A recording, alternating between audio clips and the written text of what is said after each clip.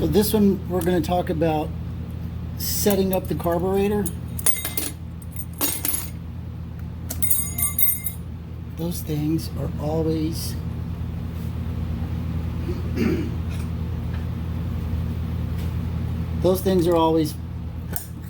falling.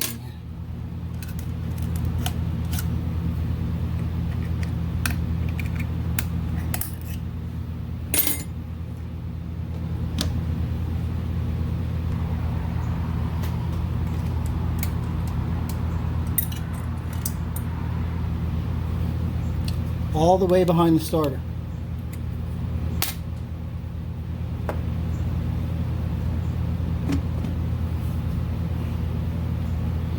So your carburetor type is stamped over here on this side of the carb. This one's a 3236 DFAV blah blah blah. So the first thing you want to do when you get your new carburetor is hook it up. And then the next thing you want to do is set the choke. So there's bolts here. There's 3 of them. All right.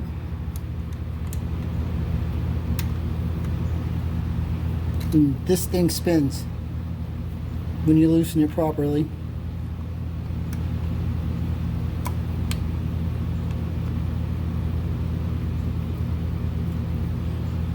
Right? So choke, if you don't set it, it's not going to be right. So you want to turn it until it starts to move the butterflies, and then tighten it back down because the motor's cold. So as it heats up, this electric choke is going to wind those open.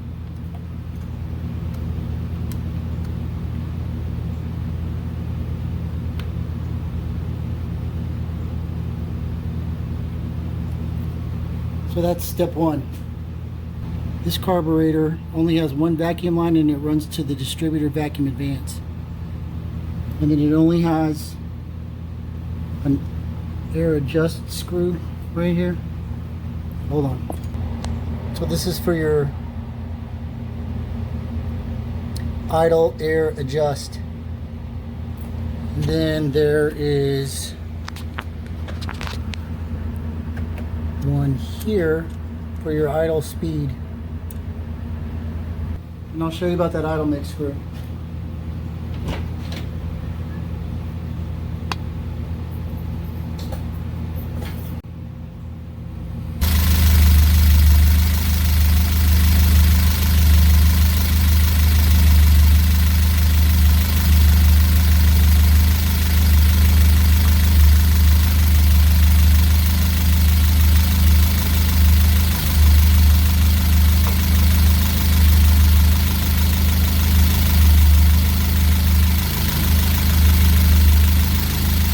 So it's usually about a turn and a half to 2 turns.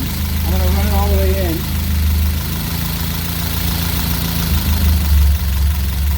Wants to die. Count the turns. 1,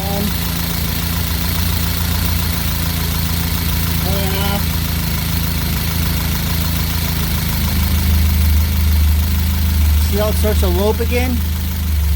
Because you're running it too rich.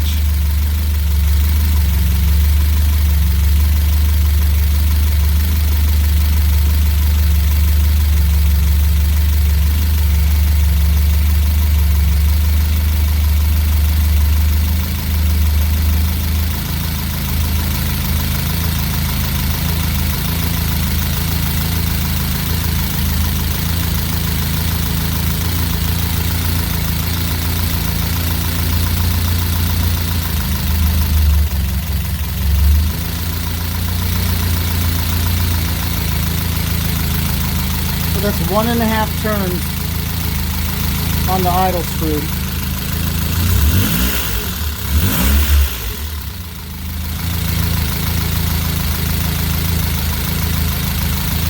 And then over here,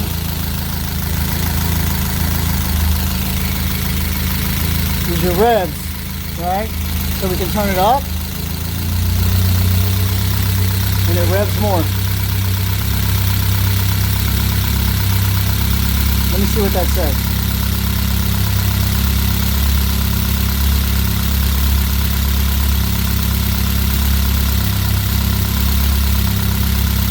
So it's right at about 1,000.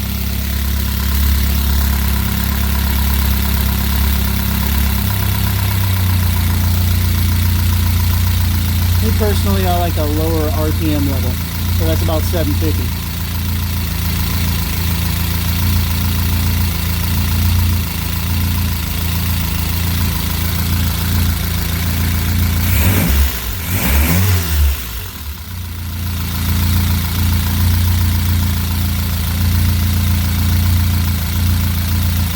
We don't need this, so we're going to block them.